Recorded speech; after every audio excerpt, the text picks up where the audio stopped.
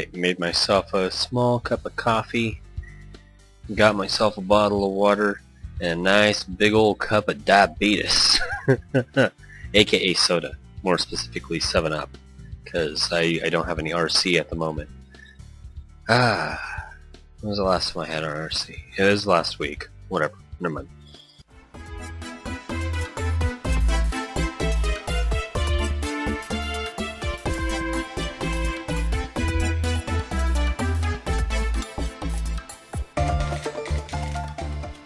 And welcome back to another Pong Plays SC2VN. I'm your host, sensei-pong, and this is probably part 12. I don't know. Okay, so one of the things, before we get this started, was like 2 episodes ago, I was starting to get a little bit discouraged. I was like, oh my gosh, this thing won't end. Because I had originally planned this Let's Play to be really short, but I've clocked in roughly 3 hours of actual recording time, and I'm just like, okay, I thought this was going to be like a 2-hour gameplay, not like a 3, probably 4 or 5 hour gameplay. So, yeah. And I don't like the idea of having really long Let's Play episodes, only because there's going to be quite a big audience of people that don't want to sit down and watch a Let's Play for 1 hour. I just feel like it's not going to be that entertaining. If you have your own feelings about that, leave a comment down below and tell me how I can improve on my time management. I think 20-minute episodes for this game specifically has been pretty decent. Obviously it depends on the game, but I think nothing over 30 minutes, honestly. It seems to be a good gauge, unless I ever really start up that podcast I had planned, because then I'd probably do like 30 minutes to an hour of a podcast. I might even do a 3-hour podcast session, I don't know. Well, we won't know until I actually start doing podcasts, but, Excuse me. And I'm going to have to figure out how to bleep out burps in a podcast if I ever really seriously think about podcasting. That'll be interesting to try to take into consideration. I don't know. We'll see. But back to the game. We're out here at the park, and we've met together as a group, and now there's a big giant hoopla online about Akel bursting out of his team, running off on his team, and Jet joining, starting a team and whatever, and we're part of that team. The Enoch Puppeteers, or whatever Stunt wanted to call us. I have no idea. Have you seen what they're saying online? The team has to stand out somehow. Better this than limping into the scene and wallowing in obscurity. We should stand out by winning games, not by stirring up shit. This wasn't our decision to make. This wasn't your decision to make. Akel's the first to notice my arrival and waves me over. Jet's acknowledgement follows, though it's far less welcoming. Did you know he was going to pull something like this? What? No. Relax, Jet. Seriously, worrying will only give you gray hairs. I'll relax the moment that I'm staring at this contract for 6 months of funding. Ring. No, that was not my phone. That's the game. Jet's stance goes rigid at the buzz of her phone. She rips it out of her pocket and stares at the screen. Who is it? Kim. He wants to meet at the Enoch office to sort out this mess. That's a good thing, right? He wouldn't bother to have us come out if the answer is going to be no. She doesn't seem to agree with him at the time it takes her to reply. I share a glance with Akel before Jet shoves the phone back into her pocket and turns to me. We need to get moving. Akel, wait here for Stunt and Reva. Fine by me.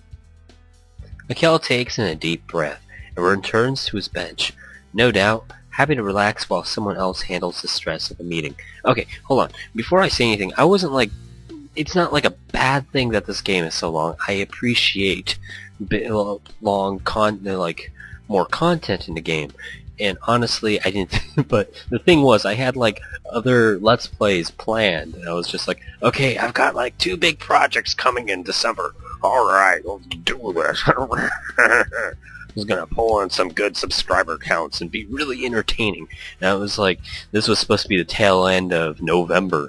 That's how long it's been and how busy I've been not keeping up with it.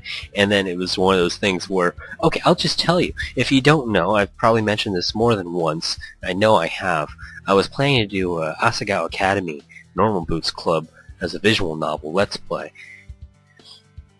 And originally that was supposed to start in September, and then they postponed the release date. I was like, okay, well, they're adding more content. That's absolutely fine.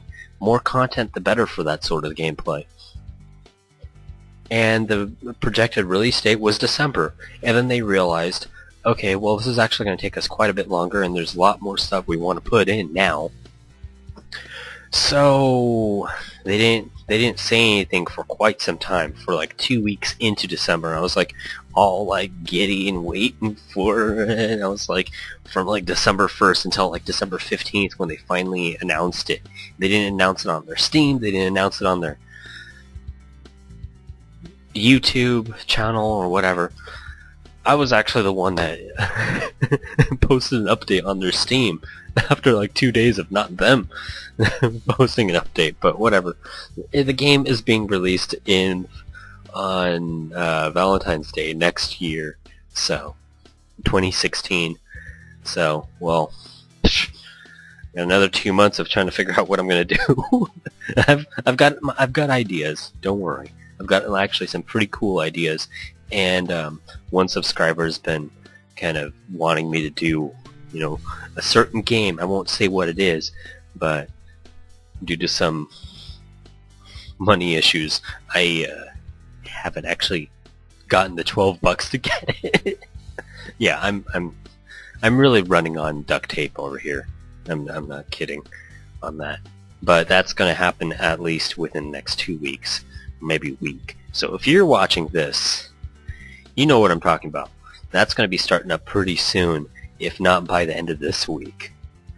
Like the recording for that and all the planning, and I've got so many cool ideas going. Nobody really cares about this.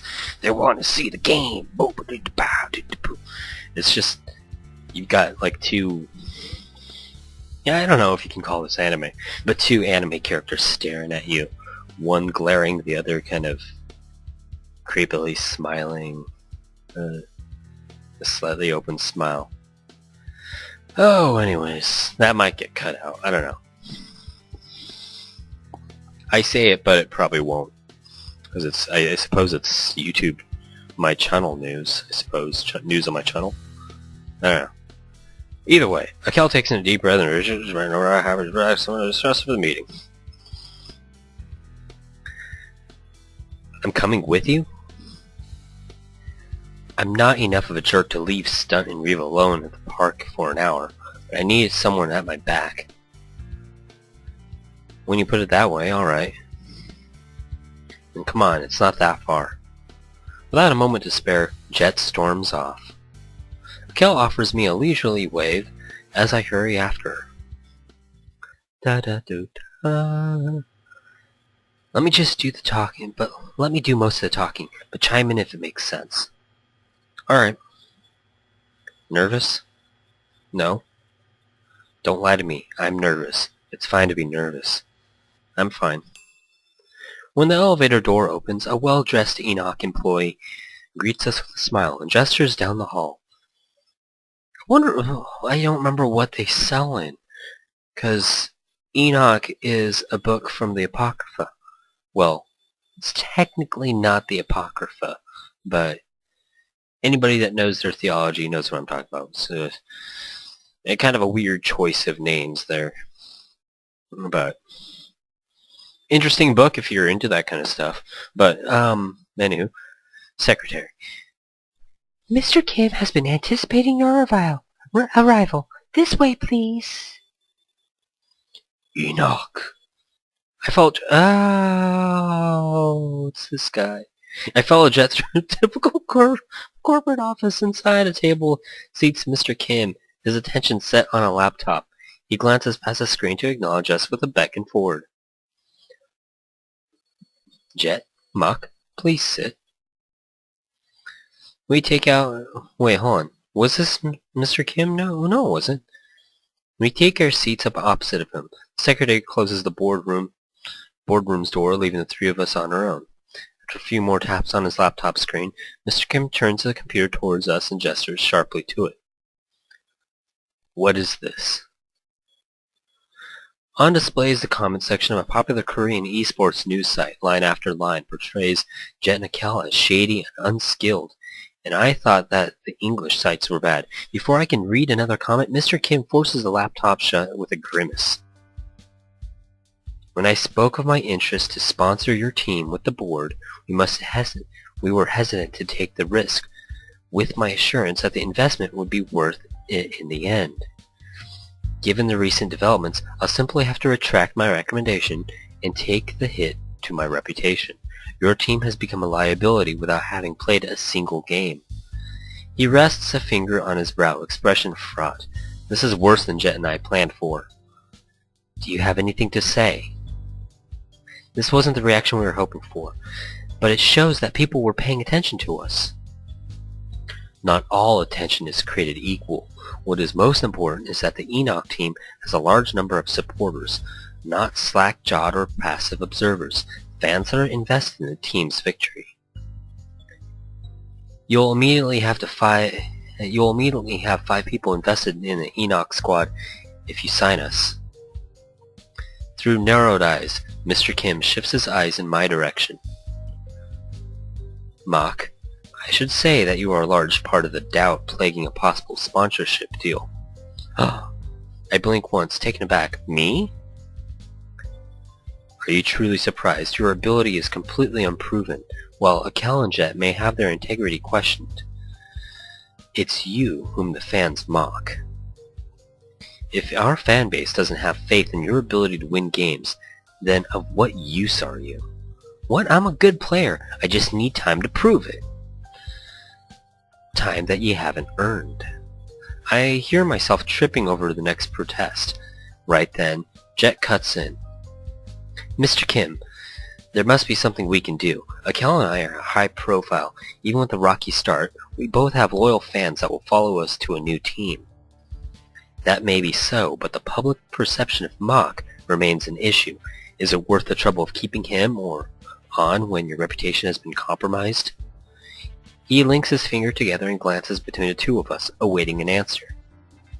Jet closes her eyes and runs a hand through her hair.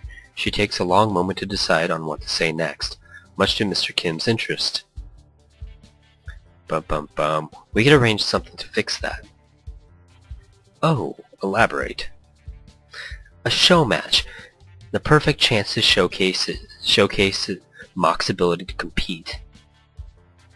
Against someone from your team, fans will assume that the match is fixed on his behalf. No, I have someone else in mind. Someone who StarCraft fans know and respect. That Mach owes a beating. Oh, poop. She turns towards and locks eyes with me.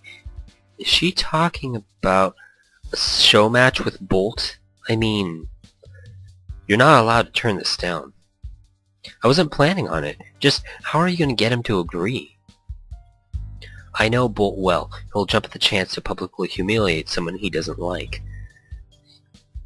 A best of 5 will do nicely, and I think it'll be fair for Enoch to put half a month's worth of team funding in as a prize, wouldn't you say? Jet turns away from me and towards Mr. Kim. For the first time since we stepped in the room, the businessman cracks a smile. Ding! If you ever decide to leave StarCraft behind, you're welcome to... Okay. You're welcome to interview for any sales positions at Enoch, Jet. Very well. If Mach is victorious in his show match, I will consider your team's reputation redeemed. I don't bother asking what will happen if I lose. God, what did I do to deserve this pressure? Would you mind speaking with the producers at the VSL studio to see if they would be willing to host us? A week from today is short notice, but we don't have any longer to waste. I'll have it done. You're very lucky to have someone like Jet as your team captain, Mach. When I don't respond, he smirks. Satisfied, Kim rises from his leather office chair. Jet and I quickly follow suit and exchange handshakes with him. As he meets his palm with mine, Mr. Kim leans forward and whispers to me, "For the record, I would greatly prefer to see you succeed. Don't let a mistake in the next week end your career before it's begun." Nonchalantly, he parts from our grip and departs the conference room with long strides. His secretary skitters after him down the hallway, leaving Jet and me to find our own way back to the elevator. "Well, you came to the Golden Soul Fire looking for a chance. Now you've got one. Happy?" "You stuck up for me." "Yes, and?" I guess thought that you would have done what was best for the team." "Who said I'm not? Mr. Kim? I don't recall putting him in charge of the team management. What kind of team captain would I be if I tossed you out onto the street after a recruiting stunt in Riva?" "I don't know. You said yourself that you wouldn't put the goals of friendship ahead of the goals of your team." "Oh, in that case, it's not too late for me to go tell Mr. Kim I've changed my mind." "If you insist on paying me back, do so by practicing hard and beating the shit out of Bolt. It's been way too long since I've seen him lose in person." And for the record, I know what I said, but the more I think about it, the more messed up it seems that we'd waste our careers with people we hate. So, for now, I've decided I like you. Don't make me regret that. So much for cold efficiency, and I'll do my best, as is expected of anyone that wears my team's colors. Now, come on, before someone mistakes a Cal for a bum. Alright, so it's coming. I think this is going to be the big, climax of the story. When I talk about,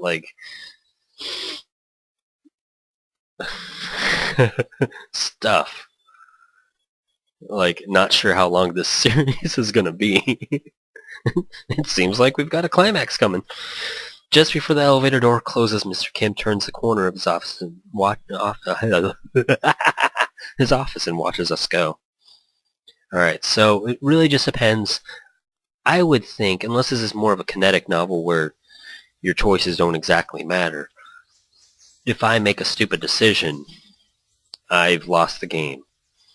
And I apologize for that, anybody invested in my Let's Plays, but I want you to know that normally I play these kind of things blind on my channel, so I don't always make the best decisions. And I think that it makes for a more interesting Let's Play, because you don't know what's going to happen. I don't know what's going to happen. You don't know if I'm going to do good. Sometimes I do, and sometimes I completely fall on my face. But you know what? That's life. And yeah, I don't know why I'm in such a weird mood right now. Hold on. Coffee break. That's going to help me. Yeah, that's what I need, more coffee, so I can be bouncing around when my legs are sore by the time we make it back to Namdan. Weeks of huddling up on my apartment obviously hasn't been great for my personal fitness.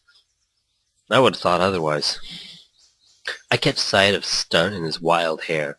He's the first to notice Jet and me, and calls at us with a wave. "Ew! Is the team dead?" "Not yet, and not for a while if our plan works out." Kel sits up from his reclined position, while Riva has hardly moved at all since she came into view. "Plan? Mock is going to win a show match." Riva takes hold of her glasses, gears visibly turning in her head, and she works out the point of the show match. Kel and Stunt simply look at me for an answer. Mr. Kim agreed to sponsor us if we can redeem the team's image. I have to win a series against Bolt. Bolt? That surly protests on Shock? He's a Brood War player, though. He plays Star 2 on his own time. With money and the chance to embarrass a foreigner on the line, he has to accept. And you're okay with this, Mock? Oh, and you're okay with this, Mock? Mikhail glances in my direction, genuine concern etched in his expression. He seems to be picking up on the doubt I'm feeling. "Yeah, of course. I mean, I'm going to practice hard as I can for the next week. As will Bolt. I don't have anything to say to that. She's right, after all. The five of us take a moment to reflect on the severity of the situation. Gradually, I find the eyes of my teammates drifting towards me. I clean the sweat from my palms and steady myself with a breath. I'm sure I can handle this, but not all on my own. Let's team up. As a team, we're a family, and we stick together. Family means nobody gets left behind.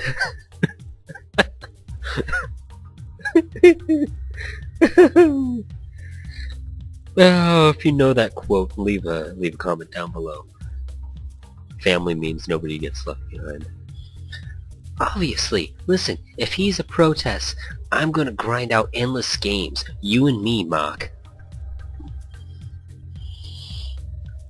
Bolt's play has more depth than proxies and one base all-ins. Do you have a better idea? What the hell would he get out of practicing with a Terran or a Zerg?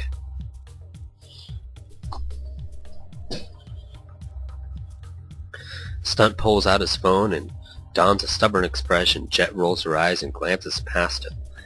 Everyone has a role in making sure that this team lives on past a botched show match.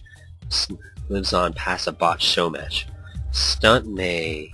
She winches and glances begrudgingly in the young protest's direction. Be the only one of us that plays protest enough to spar with Mock, but this is still a group effort. Akel, you get to test out your coaching chops. He raises a thumb without bothering to stand. You know it.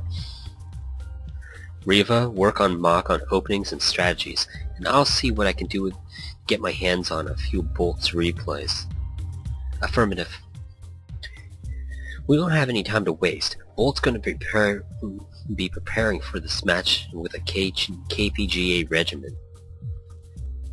Think you can handle 14 hours a day, Mock? I don't need to practice long. I just need to practice smart. You need to do both. Yeah, she's right. It's only for a week anyway. The idea of 14 hours of high-level StarCraft is enough to make my wrists sore. Still, I have to live up to my team's expectations. Alright, do we start tonight? Obviously.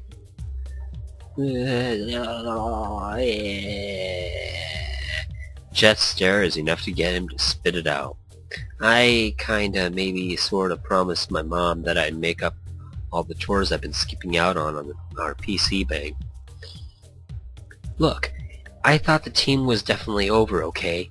We're StarCraft players. Don't pretend you guys don't know the importance of time efficiency. I need to start smoothing things out over with her if I'm gonna move out. Come on, don't look at me like that. Useless. Whatever. We'll meet up at the Golden Zone Fire tomorrow, and every day after that up until the show match. Mock, just ladder tonight. Right. Riva, you free? Yes, why do you ask? Go with Mock and watch him ladder for the rest of the day. See if you can pick up on any holes in his play. The command seems to catch Riva off guard. She looks at the ground at me, then back at the ground. Very well. I've got to confirm the schedule with Bolt, among other things. With me, Akel? Should have guessed. Right then. Son, go handle your bullshit Golden Zone fires tomorrow morning. Go. Everyone, go. Akel peels himself off the bench and falls in line beside Jet. Stunt is quick to follow, though he turns out of the park in a different direction. I share a glance with Riva and scratch behind my head. I was actually planning on going back to my apartment if I'm just going to ladder. Oh, should I return home? No, why don't you meet me there in an hour? You won't need to stay too long, I don't think. It's hard not to seem awkward about the proposal. Even normally inexpressive Riva has trouble answering casually. Oh, sad. Very well, I'll run an errand in the meantime. After sharing the location of my apartment with a map on my phone, I bid her farewell. Riva fades along with a grin of Namdam when I trace back my path I took this morning. My glazed-over eyes remain locked with the pavement. I'm as I amble my way home. I know that I should feel relieved that our team still has a chance of coming together, but I can't help but worry. I'm not carrying around the weight of my failed attempts to qualify for the VSL anymore. This is different. It's anxiety, a tightness in my chest that threatens to strangle me if I let everyone down.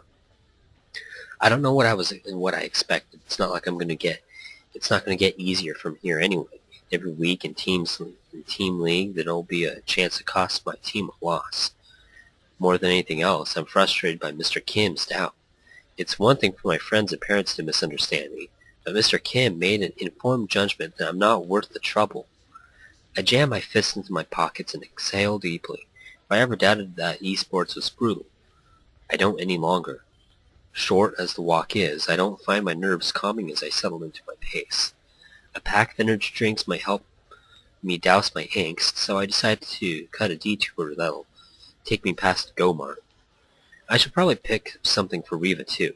It'd be a pretty classless move to make her watch me grind out ladder games without offering anything in return. Oh. We're gonna be best friends. My older brother used to always make me watch him play games back when we were kids. This is different, though. She's not watching me for fun. She's watching to tell me how badly I suck.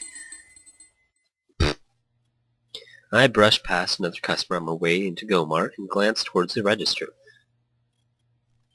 Mr. Yon smiles in my direction, but then immediately walks into the store's back room. I don't waste time browsing and head straight for the refrigerators. By the time I'm done shopping, Mr. Yon comes out from the back door and brown box in hand and makes his way back to the register. I set my bottles and cans down on the counter and offer the old man a nod. Hello. This is all for today. In a rush, are we? Oh, not really. Why? With a word that I won't run off, Mr. Yon smiles wide and hoists the box up onto the counter, pushing aside my drinks in the process. I blink, dumbfounded. Before I can ask what he's doing, he clicks open a latch and reveals a wooden board on the underside of the box's lid. It's StarCraft, the board game that the video game was based off of. It's played similar to Dungeons and Dragons, but with little tiny cardboard pieces. 300 of them to be exact. Actually, there were games like that back in the day. I used to play those when I was a kid.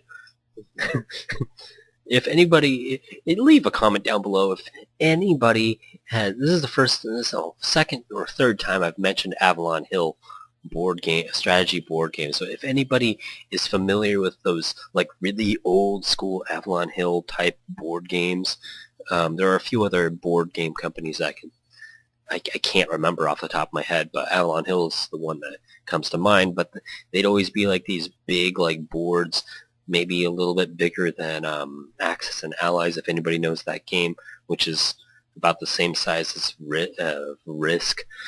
But you'd get like these light little tiny hexagon spaces turning into a hexagonal grid, and you'd have like just hundreds of pieces, dozens and dozens of pieces, and they had like World War II, World War One.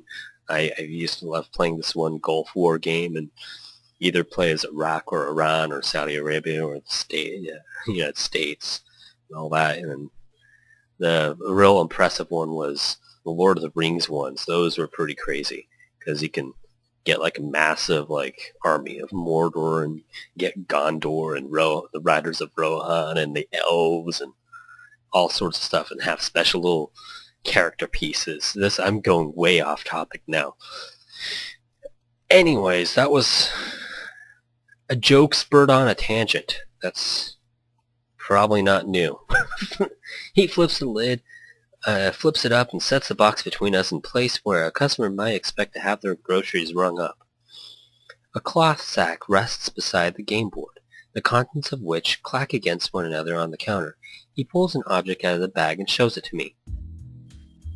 Have you ever played Go? Oh, I love Go! I've been playing a lot of Go recently. On my phone, I found actually a really good phone app for Go. I almost played it for Casual Friday like a month ago, when I found the app, I was like, oh my gosh, I can't stop playing, and I suck at this game. But I love Go, but there's just not that many people that play. Luckily, Muka plays, and she actually got me a really nice Go board earlier this year, which was really sweet for my birthday. But anyways, Go is cool if you ever learn how to play. Go, huh? It's a board game that's mostly played in Asia, held in esteem similar to chess. Without meaning to, I asked the first question on my mind. Is this because I told you about my pro gaming career? Let's just say I wouldn't be showing it to you if you didn't. We'll go over the rules and play around. Just one. And my whim will be satisfied. Alright. This is strange, but if I want to keep shopping at Gomart, turning down Mr. Yon will make our future interactions uncomfortable. Better for one extremely awkward game of Go than an infinite amount of semi-awkward trips to the convenience store. Alright.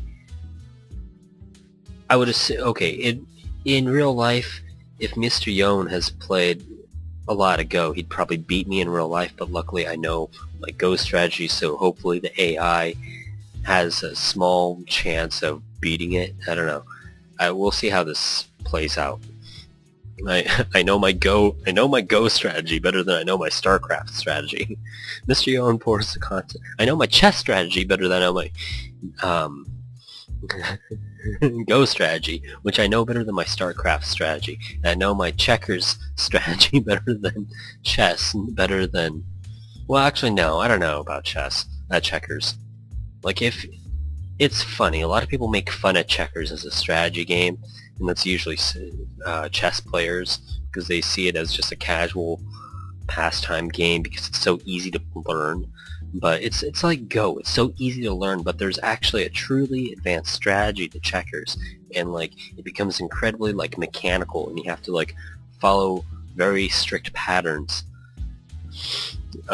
Just knowing like 8 moves ahead if you start playing against really good checker players, because there's that like cause and effect where you have to jump over, you're forced to jump over people, so you force gambits, and then whatever. Anyways, nobody if you would like me to continue talking about classic strategy board games, leave a comment down below, and I may do a casual Friday on that. I don't know. We'll see. Mr. Yon pours the contents of the bag into a pair of wooden cups set beside the board. On closer inspection, they appear worn and scratched up. My character does not look happy about this. I would be ecstatic. The board itself isn't in great condition either. The corners are chipped and the lacquer is long faded. Even though I've never played, I'm familiar with the premise of Go. Mr. Yon explains the basic rules thoroughly either way. The main objective is to control and capture space by surrounding your opponent's pieces. It's not unlike StarCraft in that sense, only there's no advantage in quick fingers. Even if I'm aware of the basics, I don't have the faintest clue about the game's strategy. What is this supposed to accomplish? Once Mr. Yon has finished explaining the rules, he motions towards my stones. Well, they're both strategy games, and they both play along a large field versus for the viewers that are watching this that don't know Go, I can see the best connection between Go and StarCraft being Go would probably make you a better StarCraft player than chess, because chess is more of a battlefield where Go is more of like a war. I don't know how else to explain it, because there's territory involved, and it's not so much capturing that's important, whereas in chess capturing is more important than actually, you know, controlling a large amount of the board. In chess, you control the center. That's the basic rule. That's the basic strategy. Everybody goes for the center. You don't have to. I don't play that way. I play very unorthodox, and it throws everybody off. But unless they're really good, then they just spank the crap out of me. Because they're like, oh, I know what you're doing. You're an idiot. I'm like, no, I'm not. And halfway through the game, they're like, okay, well, you're not an idiot, but wow, really? Anyways, once Mr. Yon has finished explaining the rules, he motions towards my stones. Black takes the first move. You may begin whenever you're ready. Okay, for the record, I have no idea what I'm doing here. That's alright. Just play on instinct. It's hard to hide the confusion I'm feeling, but I agree and shuffle a handful of black stones in my direction anyway. If the point of Go is to control space, it seems like a good idea to form some sort of basic structure that I can play off of later. It's not a bad strategy. But not 5 turns into the game, but Mr. Yarn begins placing his pieces dangerously close to mine. When I look up from the board, he answers me only with a smile.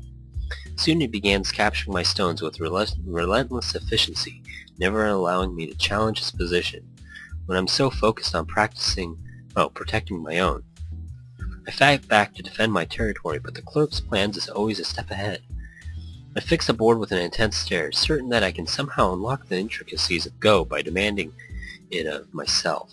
When the board is halfway full, it becomes readily apparent that I'm going to lose. Mr. Yarn glances up from the board with a raised eyebrow, smile ever present. Would you care to stop? I don't mean to keep you for too long. No, it's fine. Let's finish. After turning down a chance to concede, it feels appropriate that I somehow stage an amazing comeback. But the beatdown only continues. Towards the end of the match, Mr. Yarn manages to capture more than half of my stones in a single move. My displeasure makes itself apparent with a groan. I deliver my last few turns to the board, hard enough to echo a clack throughout the store. Mr. Yarn scratches his chin casually, scanning the carnage he's wrought upon my pieces. I don't see any possible moves. I pass. And I pass too. That means the game is over, right? That is correct. I release the breath I've been holding in, relieved. I'm so glad I live in an era where video games exist. The old man replaces his Go set in the bag and box and clears a counter of my diversion, yet inside of reaching for my drinks to scan, he sets his eyes on me. You play to avoid losing. I feel a frown form on my face. What exactly am I getting a lesson on Eastern board game from a cashier? I don't say anything, so he continues. Specifically, you play to avoid the pain of a loss. It's clear to see when you have no learned habits of memorized strategies. There's nothing inherently wrong with playing that way, but you should be aware of the fact. I'm a firm believer that games showcase personality in its purest form. Was this whole thing just an excuse to share some wisdom you couldn't think of any other way to bring up? I said that with way more disrespect than I should have. Nevertheless, Mr. Yarn's slight smile doesn't falter. Perhaps, or perhaps I'm just looking for a conversation. You didn't quit when I gave you the chance. That's good. But you can only go so far without playing for the win. StarCraft isn't so different from Go. I know that because life isn't so different from Go. Strive to win, Mach, not to lose. I don't understand. Try to. It's an important lesson. A serious glint flickers across Mr. Yarn's face for a fraction of a second. When it's gone, he looks no different than before. There's no one else that moves those drinks off the shelf like you. I'm incentivized to have you succeed and stick around, you see. He lets out a laugh, and he continues only until I smile politely in response. When he's done, Mr. Yarn rings up my drinks and hurries them into my bag. Right, off you go. I won't ask you to play again with me unless you'd like to. Alright. I lower my head in a bow. Not the type reserved for a venerable elder, but at least want to show that I'm thankful. The door rings when I hurry through, leaving Mr. Yarn to endure the sickening linoleum of the store floor. In a runabout way, I think Mr. Yarn's little diversion might actually help. It's nice to know that he cares enough about me to offer advice, even if it's just because I shop at his store. Whether or not that business about Go and not losing is true remains to be seen. An aversion to losing, really, that ingrained in my DNA? Gomar, huh. Mr. Yarn, I'll admit that's pretty clever. It seems much darker outside than it was when I came into the store. I reached to check the time on... Shit. I have a half-dozen missed calls from Riva. Did that Go match seriously take more than an hour? The urgent need to get back to my apartment replaces my thoughts on Mr. Yarn and board games. I reeve through the pedestrians as best I can while simultaneously texting an apology to Riva. Oh. My feet carry me as fast as I can. If Riva got tired of waiting in front of my door and left, I'm screwed. I pat my way up my apartment stairs and pause in the hallway to find that she isn't there. Frustrated, I sigh and force open my door. I'm dead. I'm so dead. Why didn't I keep track of time? Why now? Why when so much is on the line? I rack my brain of an excuse I can offer Jet. I look up to find my apartment is already occupied. You are late. She rises from her seat of my bed and points at the computer. Ladder. How are you in my room? The door was not locked. I let myself in when you failed to answer my calls. You just came in? Yes. My breathing calms as my panic subsides. I forgot to lock my door, huh? I guess it's better than showing up to find my computer missing. Right, okay, sorry. I got caught up with some old guy here. With a rustle, I reach in the bag I'm carrying and hand a drink to Riva. Caught up? Riva takes my offering without so much as looking at it. Whether or not she's actually going to drink it, I've done my due diligence as a host. It's hard to explain. You don't need to explain your relationship with an old man if you'd rather not. Even though I'm pretty sure it's a joke, Riva doesn't smile to show it. I offer a nervous laugh and fall in my computer chair, trying to move on from the topic of my tardiness. So, right, ladder. Is there something you think I need to practice? You'll want a match against protest players only. Quit the match if your opponent is Terran or Zerg. Wait, but my ranking. With a few keystrokes, I display my proudly earned Grandmaster badge accompanied by a rank in the double digits. If I leave 2/3 of my games tonight, I'm gonna lose a bunch of ladder points. Are your ladder points really that important? Absolutely. Well... Without a word, Riva takes a mouse from my hand and logs out of StarCraft 2. Her fingers dance across the keyboard, and a second later, we're logged into a barcode account. The Grandmaster badge accompanying Riva's anonymous username is ranked even higher than mine. Play this one then. I do not care about ladder rank, and neither should you. I scratch behind my head and have the sense to look embarrassed. She's right, it's pretty dumb for me to worry about ladder rank at a time like this. With a nod and a click, I search for my first match of the night. It takes a handful of games before I finally matched up against a protest. Ugh, he's got one of those weird names with random capitalization. Riva sits just over my shoulder and edge of my bed, her eyes fast on the monitor. Your APM is low. I wince and respond with a flurry of unnecessary keystrokes. I've never cracked 300 APM, even when I'm focused on doing so.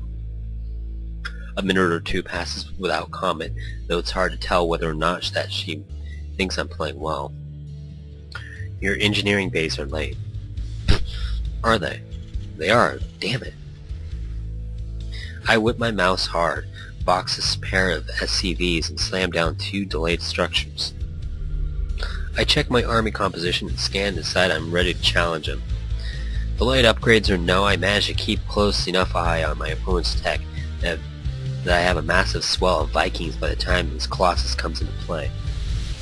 His army gets caught up in an awkward position when he tries to establish his third base, allowing me to power forward into his base. It's a win I'd normally celebrate with a self-assured smile. But with Riva over my shoulder, I'm forced to feign humility in my victory. I turn towards her and motion towards the screen. Well, what do you think? She adjusts her glasses and purses her lips, taking a long moment to decide her response. He was bad, but he capitalized on his mistakes, so I have no major complaint. A good player won't let you obtain free information. Use your scans wisely. I thought I used them pretty well, didn't I? Scouting is one of the things I'm best at. Not particularly, and you should always aim to be even better. I grumble and turn the queue up another game. Yet another thing to focus on, I guess. And actually with that, I'm going to say this is a good point to cut off. I went on so many tangents on this episode. And I apologize. Leave a comment down below if that's annoying. Some people like it, some people don't. I don't know. Whatever.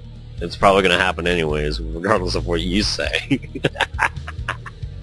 That's why you Lick that button in Scrubside. I can't say that like so easily. Lick in Scrubside. Scrubside. Why did I make that a thing? I can barely say it like just off the tip of my tongue. It's so hard. I don't like it. I like using this headset mic. I'm just gonna leave it at that. I like using my headset mic. Like and subscribe. To the box I got. But yeah, no. Using the headset mic, I can waggle my hands up in the air like I just don't care. I'll grumble and turn the queue up for another day, another thing to focus on against. Like a crap.